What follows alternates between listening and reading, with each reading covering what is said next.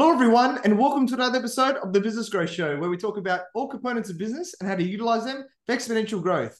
My name is Nathan Cassiotis. I'm a business growth expert where I help business owners grow and scale to create wealth and freedom. And today, I have an awesome guest. His name is Sanjay Parashia, and he's a versatile professional, entrepreneur, and philanthropist who constantly pushes boundaries to unlock unlimited potential. And with a background as a former professional cricketer, he transitioned to a career in health sciences, earning degrees in health science and podiatric medicine. As the founder and director of 3 successful health businesses, Sanjay has become Australia's highest earning podiatrist, achieving impressive financial success. Additionally, he has made his mark in real estate, owning numerous properties and running successful Airbnb accommodations. Sanjay's business acumen extends to the tech sector, where he's founded a software solution. And despite his busy professional life, he remains dedicated to his passions for fitness, gym training, health optimization, and meditation. And guided by core values of fulfillment, financial freedom,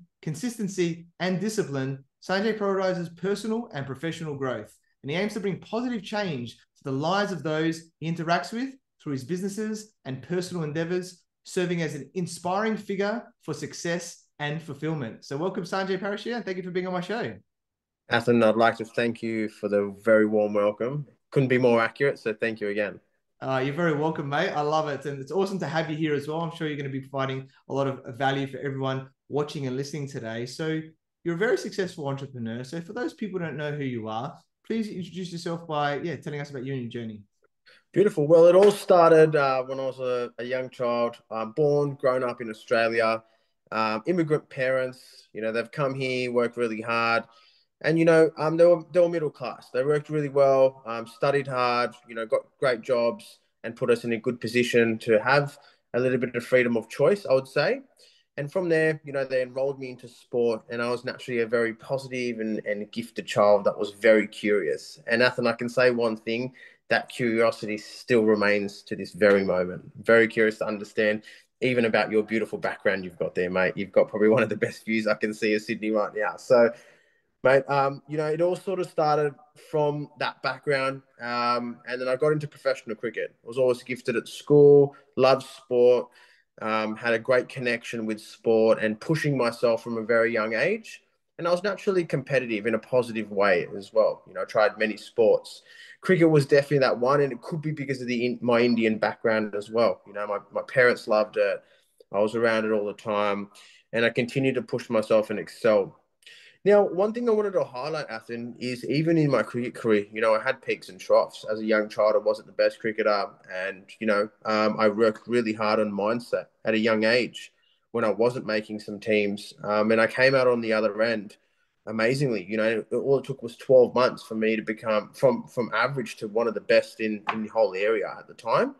I used to live out west of Sydney at the time there. It was quite competitive, especially being of a different heritage. I did stand out quite a lot as I was growing up. So even catering to that sort of pressure, definitely built who I am today and who I was even at that time.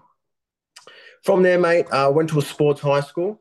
That was the journey, and I think that was the best thing that ever happened to me.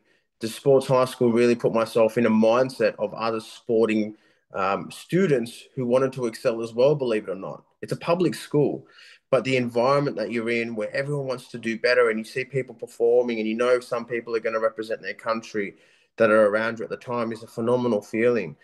And that sort of sparked further competition, further excellence, I would say, in what I did. I graduated school, made state teams. I started, playing cricket at a professional level, international level. Went straight into university with a decent mark, and I enrolled into podiatry. And the reason why podiatry came about was I loved the human body. I loved fitness at the time, mate. I would transparently turn away girls to go to the gym when I was in high school. That's how transparent it really was, and how focused I really was at the time. And I sort of transitioned that into, podiatry because I love the human body. I've seen a podiatrist when I was younger. I had a lot of problems with my feet and my ankles and my back. Started up podiatry, and I wasn't the best student. I failed one year, believe it or not. So with a failure at university, and then I started to sustain injuries in the cricket space as well. I ended up having ankle surgery 2 years into my degree, and it really made me start to think and say, hey, if I have been out of the sport so far for so long, what's my certainty moving forward? This quickly transitioned, and I said, hey, mum and dad, I'm moving to social media because I've made more money off social media compared to my cricket career, as I was doing fitness modeling at the time and acting. And I pursued that whilst I was at university as well. From there, I graduated university. I could not get an interview at all for a podiatry job, so I had to start my own business. And from there, mate, I never looked back. I've scaled my business nationally now, across all states except Victoria and Tasmania. And what we've now done is also launched a disability business which looks after independent living and short-term accommodation. And then finally, I've now invested into property. The property portfolio is growing. In the last 3 years, I've accumulated 37 properties. Yeah. Awesome, man. What a story there. I love it. From those challenging times at the start. And I love the bit about the environment. I think, for everyone there, the key thing that Sanjay mentioned there was the environment that he was put in that allowed him to then, factor that in and really take reins and that direction that he wanted to go.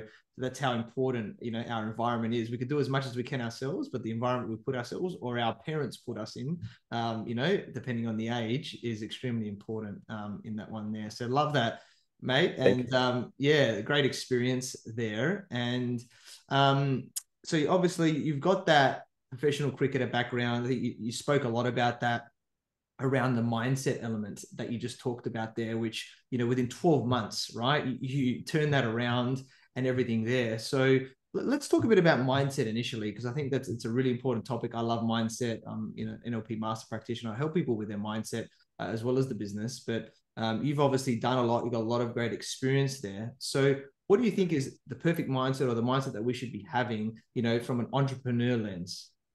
For sure. I think, really following innately what comes natural to you. And a lot of the time, and I see it around me all the time, Athen, there's individuals, they look at something and they will have a spark of uninformed optimism, is probably the best way to say it. That they think because someone else is successful in a certain area or doing a certain thing, that's what they need to do next. And you'll see people, they want to be an entrepreneur or they want to do something on their own. They don't want that standard 9 to 5 job, and they want to have a little bit more control on their lives and also reap those rewards. However, they're unclear on their general direction. And I think what comes natural to me is if I understand something, I'm naturally very opportunistic. And if it makes sense, I will literally look at it unemotionally, do the numbers. I'll understand what the risk factors are of it. I'll see what I currently have, and I'll use what I currently have to move into that space. And this is what I did. Let's take it back to podiatry, which is my main core profession, my main core business, and which has set up my success so far. So far, and that's what I like to highlight because there may be more coming. But ideally, what I did is I used what I had. I wasn't getting an interview at the time. I was hitting multiple roadblocks after doing 5 years and failing as well. And remember, I wasn't the best student. So it's not like I could go out there and I knew everything. And I made what I had and I used what I had, and I got into a medical center and I learned. I learned from the patients that were presented to me. I learned how we could help them. I learned how to communicate to them. I learned how to leverage. I learned how to provide them a better product and more value. And that's what I consistently did.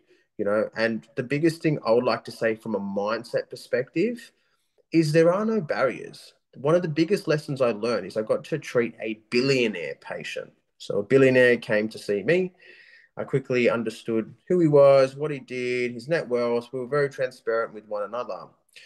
And the key factor, which I asked him, and I said, what separates you and what's allowed you to push on for so long? And, you're only 65 now, you're still healthy. What's allowed you to get to the position that you're in? And he said, what I don't understand about people is they put barriers on themselves and they feel like there's problems that they can't fix. But he looked at me and he said, every problem is fixable. It doesn't matter how you look at it. There's multiple ways to look at a problem and it can be fixed. And what that means is you could reach out to someone else who it could be an opportunity for someone else. They can help you with any problem that arises your way. And for us as humans, we naturally react rather than respond. And we may become emotional about a problem rather than logically thinking about it. So I think for me, my mindset's definitely developed a lot from my meditation, understanding who I am. And my mindset has evolved over time, evidently. I wasn't meditating when I first started my business. I wasn't meditating when I first graduated as a podiatrist. So we can't say that the meditation allowed me back then.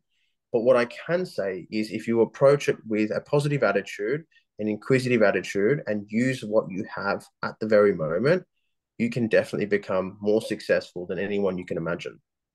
Yeah, awesome, man. I love that. So powerful. And I love that those billionaire lessons as well, which is so valuable too. And just quickly, let's just touch on meditation, right? Because I think it's a really great topic and being more recognized and more used today. But I think there's a little bit of cloudiness, let's call it, in the market where there's a lot of different types, and people are like, oh, what do I do? Do I have to follow a certain way? Or maybe it's a lot simpler than that. Maybe you just follow a simple process that allows you to just, relax those thoughts and that. So what are your thoughts around, like, I guess what you do, or some tips for people, wanting to meditate more?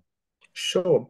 I think it's becoming present within your own body is the first tip, right? And, there's multiple different forms of meditation. There can be physical meditation, there can be mindset meditation, there can be vibrational meditation, there can be mantra meditation. But it's important to first understand the reason why we're doing it, and what we're attempting to obtain from being more present in our thoughts. And I think that these present thoughts, or these concise thoughts, and having more, a greater control of our mind, allows us to project this in day-to-day decisions. There was a study completed based on studying the minds of meditators. And at the age of 40, they found that with regular meditators, and I don't know the exact succinct numbers of how they defined regular, but they did find that the brain was considerably had aged less and had less damage to the brain. And it seemed and appeared that the brain was 10 years younger compared to the non-meditating group as well. So where meditation takes each individual is completely up to them. What they want to obtain out of meditation is completely up to them as well. For myself, on a personal level, I think as an understanding and recognizing, my opportunity and understanding the present moment, there's actually beauty in the present moment. A lot of the time, our mind is thinking either slightly ahead of what we're going to say next, do next, or in the past. What was said, what was done, and how does that now form the current decision?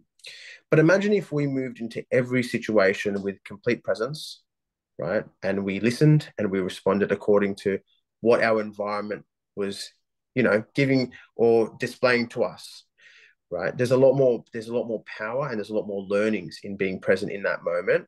So we can actually respond accordingly and learn directly from each moment at each time. And believe it or not, it feels like life's going a lot slower when you are present as well. So I think for me, I'll continue to obviously practice meditation. I do a few forms of meditation. Understanding myself is the greatest gift. And if we don't understand ourselves, how is anyone else going to understand us? That's my main quote.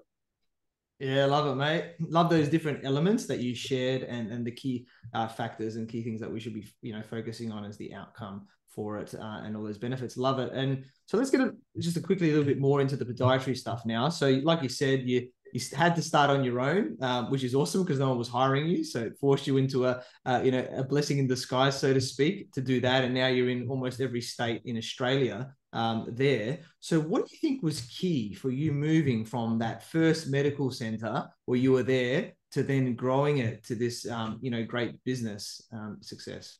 It was the service, and the value that's directly provided. And look, I didn't know at the time, like I didn't know what I was doing.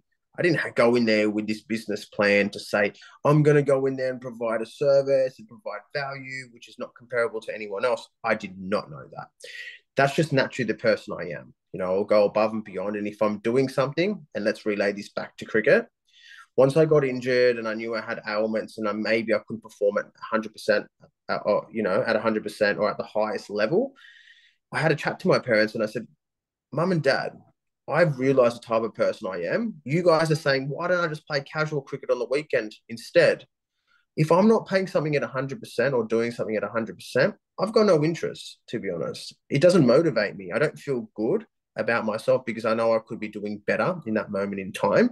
And it comes down to being present in that moment in time, and I'm not fulfilling what I'm actually doing at 100%. So, that was the same based on business. At the start, I was a sole trader. It was just me versus me, and how could I be better? And how I scaled was, understanding people, and I'll just go above and beyond, you know. And it didn't make sense because I've never really worked for someone.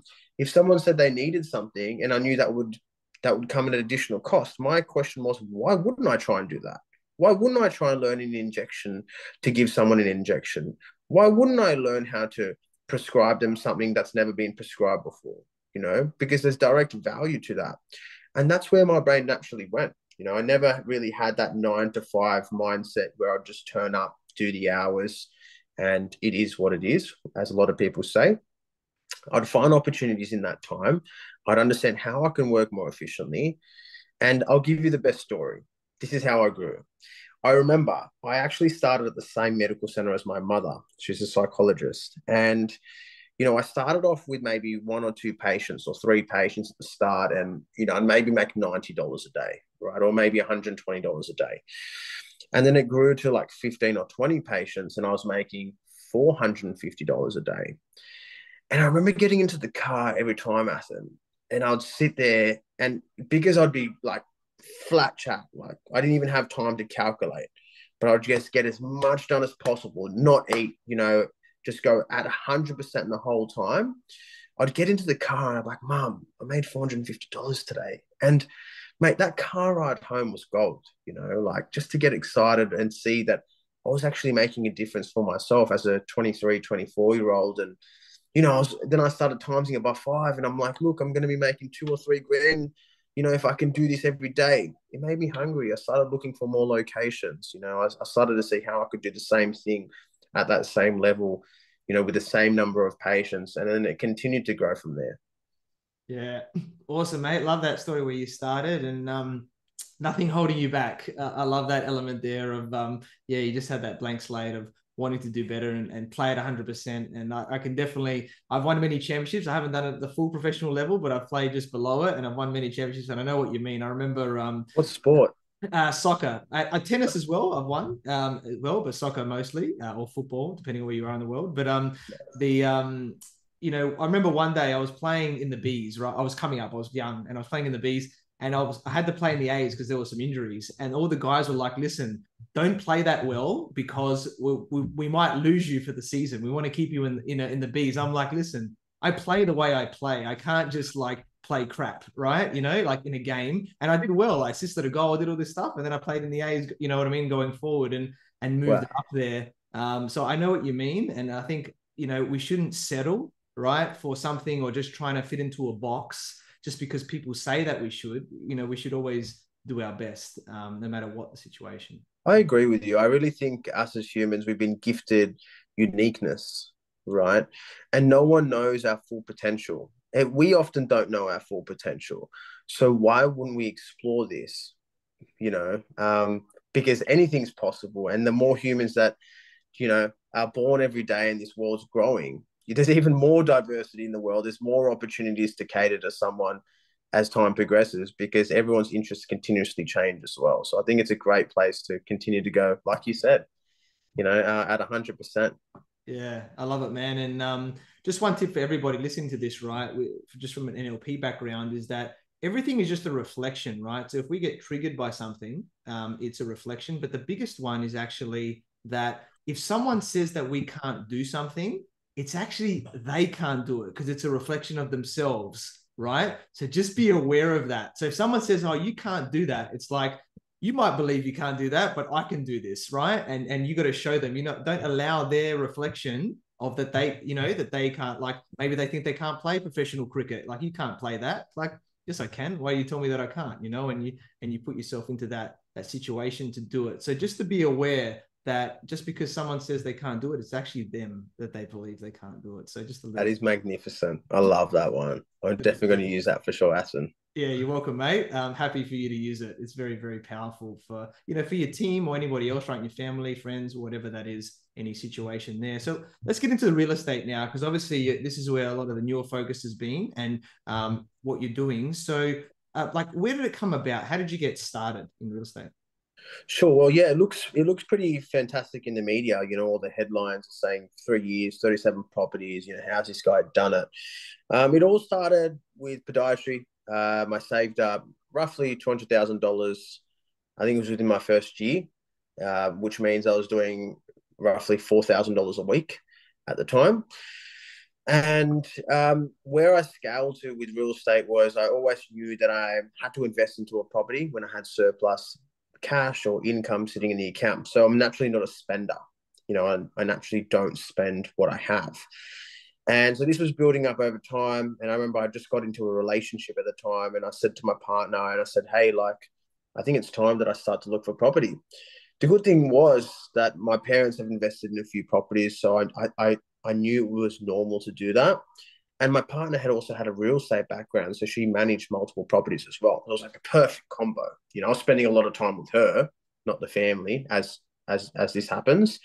But I knew innately from my family that investing into property was the right thing to do. And I think I just learned off YouTube. I have to be honest with you. I just went on YouTube, looked at plenty of videos on what's my strategy, what type of property I need to look for.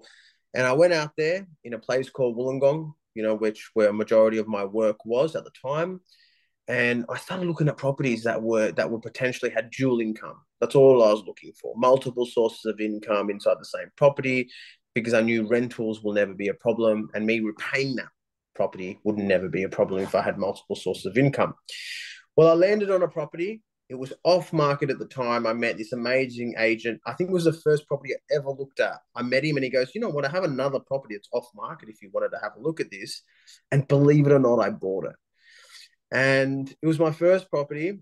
It wasn't. It doesn't go into my investment strategy now, and this just shows everyone that's listening. If you're here for property, if you're here for investment, or you're here for business, the decision doesn't always need to be correct, and that's what I want to highlight. A lot of people overthink things, and even looking back at it now, it wasn't the right decision. His first property, it's still done me very well based on the core principles of cash flow, dual income, and I didn't know at the time location.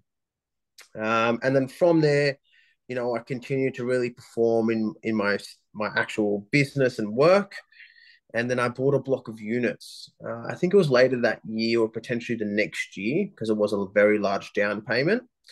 And that block of units provided me a platform to really leverage into the property space. That block of units that I bought made me $1 million in 10 months on a revalue. So then I used that $1 million or the revalue amount, which was loanable. And I purchased another block of units, another block of 6. And then from there, I've purchased another block of 8. And then from there, another block of 10. And then from there, another block of 8. So it's been a great journey of learning, understanding, making many mistakes, but also prospering in many areas. And I think now continuing this journey within Australia is definitely my main goal. It's a great country that provides great opportunity. Just understanding what the property code is the key.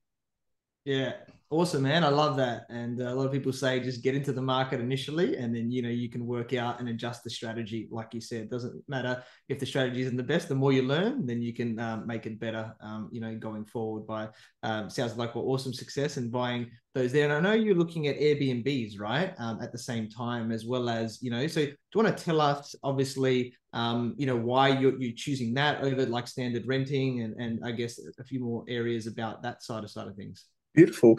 Well, it happened by chance. A lot of things happen by chance in life, don't they? And when I bought that first block of units that I mentioned, it already came with an Airbnb. When I looked at the listing, people at the time were quite apprehensive to say, look, it's got an Airbnb inside. How can we verify the income? And the property sat on the market for maybe, 3 months, and it was right next to the beach. So I bought the property, and the owner, great guy, his name was Wally, he sat me down and he said, I'm going to take you through everything related to the Airbnb, and I'll just teach you all the systems. Mate, didn't he teach me? He had systems running, automatic systems, had the cleaners sorted. So he literally introduced me to everyone, showed me the systems, and said, "Look, you got to start your new Airbnb account, and you're going to go from there." What I quickly realized, Athen, was, that actual unit, which was Airbnb, would naturally make maybe $350 a week, maybe $400. My biggest apprehension was it was completely renovated. Like, mate, this unit was beautiful. The bathrooms, the insides, the feel, how warm it was. And I'd never done anything like this before. So I realized I was making a minimum, absolute minimum, $1,000 a week, from 350 to 400 to $1,000 a week from an apartment. And inside that block, I had five. And this is the deal I made with myself. I said, if I buy the property, one. Number two, if I make more than $1,000 a week in cash flow, and to answer your question, that's why I've gone to Airbnbs, because the cash flow is so high from these properties. I said, Sanjay, you're going to be buying yourself a supercar. That's what I said to myself, right? And I said that to myself because I knew if it was real, my main strategy was, if I have any additional income from property, I'm going to use that income for one part of my pleasure, right? And which is cars. Love cars. So from there, what I did was I realized Airbnb was successful. I bought the supercar, and then what I continued to do was renovate more apartments inside that unit block. And now today, we actually have all five apartments on Airbnb in one block. Yeah, awesome, man. I love that. Such a powerful story. And from what I hear about people with Airbnbs, one of the fears is about, well, what if people aren't booking it, right? Or something like that, compared to the safe, let's call it, having someone renting in there, but less cash flow, but the safe option. What are some tips maybe, or something like that? Do you just believe that it's going to come, or is there an element of like location and things like that? When you're looking at stuff with Airbnbs, just to make sure that you can actually, make a decent amount for it. Perfect. I think the main answer here is, if people are worried, I think the first thing is to recognize that they're worried. And it comes down to the mindset, right? How are you ever going to move forward if you're worried or scared of things? Like, what are they really scared of? Are they scared of a loss of income? Are they scared of society judging them, or their family judging them that they've tried an Airbnb and they're unsuccessful? Like, what are they truly worried about? Now, these are the facts of the matter. If you have a great apartment that you've actually modified to get onto Airbnb, and you've done your math right, and it's a cash flow property, you can just revert it back to a standard rental, and it's completely okay, right? Because when you revert it back to a standard rental, that whole property cash flows anyway. So your get out of jail card is very easy. You still make money at the end of the day after you pay any repayments for your mortgage, loan, or debt. The second thing I wanted to mention was, if you do launch an Airbnb, of course you want to make it attractive. So location is very powerful. I usually stick to anywhere near the coast, near a beach, where people would naturally want to stay. The ambience is probably the most important thing, but also the price. So I come in naturally quite low. And the reason being is because now I have volume and market share. Let's calculate it across five apartments. If I'm looking for $50 more, right, for that one apartment, which a lot of Airbnb owners would, that makes a big difference to them. But if I've discounted all of them by $50, right, that's only a $250 loss, you could say. But think about the uplift of bookings, right? Even if each apartment's $150, if you do 150 times five, that's an equivalent of $750 a day, just from one apartment, and $150 is probably one of the cheapest rates you could get. And then you times that by 7, not including a weekend, that's $5,250 just from one apartment block.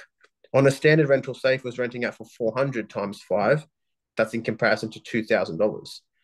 So you can see the large uplift of absolute minimum, $150,000 to $200,000 a year, just by converting them to Airbnb, and everything still runs exactly the same. Yeah, awesome, man. Love the numbers behind that, and just giving people, they've got that backup option anyway, so don't care about it, just go for it and make it work. So love that. Awesome stuff, man. And I know you've also recently founded a software solution. So do you want to talk a bit more about this? What made you go down this road? And how did you go about, I guess, bringing this to the market? Great question. So the software is an interesting one because it's definitely been completed. I've launched it internally, but it hasn't gone to market as yet. And this is a good highlight to everyone listening right now. It's actually a big weakness of mine that I try and operate multiple things all at the same time, and some areas do suffer from this. So the software solution is great. It's for the aged care sector. What it actually solves is, a lot of residents in aged care, especially with an aging population now, they don't get access to, allied health services. And the reason being is because of funding or restriction of paying for these allied health services as well. So what the software does, it allows direct claiming directly to Medicare for any allied health service via something called an EPC plan, which a GP writes. And then this provides the power back to the aged care centres to not actually pay for these services outside of their pocket, but assist that resident who qualifies for an EPC plan to claim directly from the government. This then allows, honestly, a no-cost service for all residents and aged care residents to come into sort of access these allied health professionals for physiotherapy, podiatry, exercise physiology, to maintain their function, maintain their independence, maintain their strength, and more importantly, maintain their quality of life. So it's a great software solution. It's called Health Claim Australia.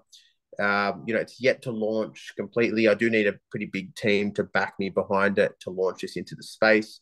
But the main solution it solves is reducing costs to aged care homes and aged care businesses, reducing costs directly to any patients, and increasing services, increasing value and the offerings directly to the resident inside these aged care spaces.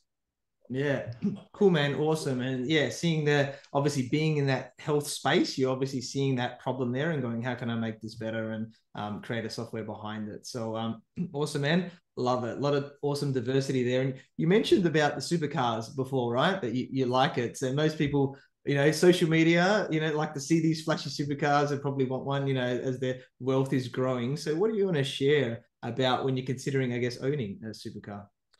Great. Well, let me say this. Any expensive car that I've owned has made me money today. That's what I want to highlight first. So I won't buy something if I don't feel like it's got value, and I look at it as an asset as well. So I bought a 10-cylinder Audi R8 when I first purchased that property. I've had it for, I think, 2.5 years now. Great car. It's probably gone up, even in today's market, still sitting $150,000 more than I bought it for. I get to enjoy it, and it's growing in value. They don't make them anymore. So it's a wonderful car to have.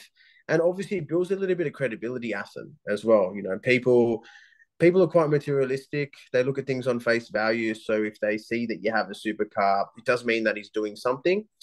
Another car that I bought was a G63 G-Wagon.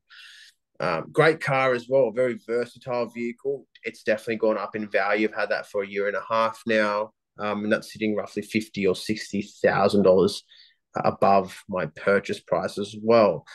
So the other car I have is a Tesla Model X. No one would believe this, but they don't make them or bring them into the country at the moment as well. So they've gone up in value, and I've had 6 Teslas so far. So that's another great vehicle that I drive daily at the moment, because it drives me, actually. So I don't even drive it. Love it. Yeah, great points there. It's very cool. As long as there's lines on the road, right? That's it. The self-driving, so don't do it on a road without lines. But it has been very cool, man. I've been in one of my mates driving around in one of those, and I like the mentality about making your money, getting something unique, which increases over time, instead of the opposite way. So really, really powerful. And it's been a very, very powerful episode, man, today, with so much variety shared, and I've loved all of it. And I guess as we're starting to wrap up, what one key piece of advice would you like to give to all the entrepreneurs watching and listening today?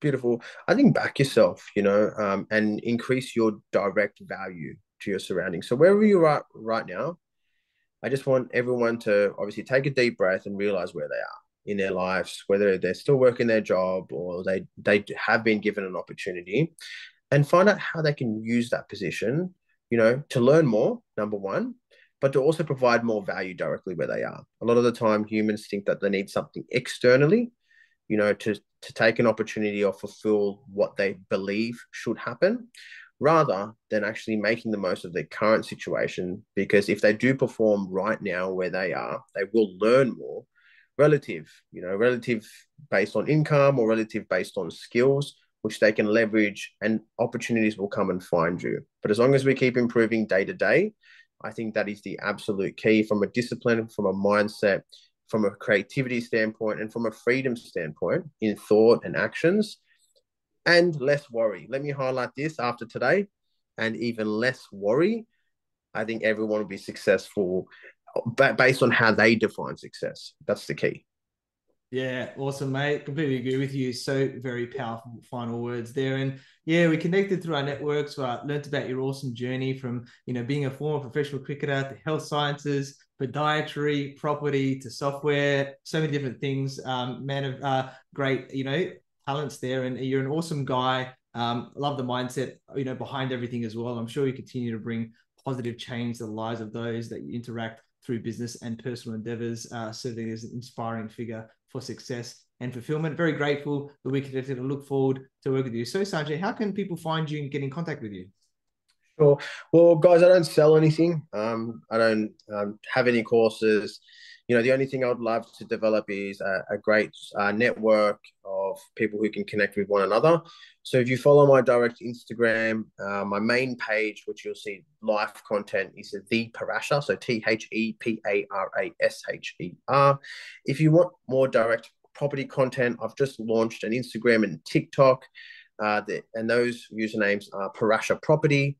On both platforms, we can go directly for the nitty-gritty information on how to launch Airbnbs, what to look for in a property, how to scale a property portfolio, but more importantly, not what to do as well when property investing as well. So I look forward to connecting with you guys there. If you want to search me on LinkedIn, for sure, let's connect on LinkedIn. I think it's a great platform to be able to share business ideas, understand what's happening in the business space, keep up to date with what I'm at, but obviously get to understand you and see how I can work with other individuals. So I look forward to seeing you all then. Awesome. Definitely check out Sanjay in all those different areas there. Amazing guy, amazing value to share today as well as ongoing. And I want to thank everyone for watching and listening to this show where we talk about everything on business growth. And please like, subscribe, and leave us a 5-star review. You can find me on LinkedIn, Facebook, Instagram, and YouTube as Ethan Casiotis, or visit my website, ethancasiotis.com. If you want to grow and scale your business, you can reach out to me on any platform to see if we're a good fit. I completely agree with you, or do I? The only way we know is if you tune in next time. So until next time, remember that our business grows when we learn skills and take action using them in spite of fear. So remember to design your growth and results.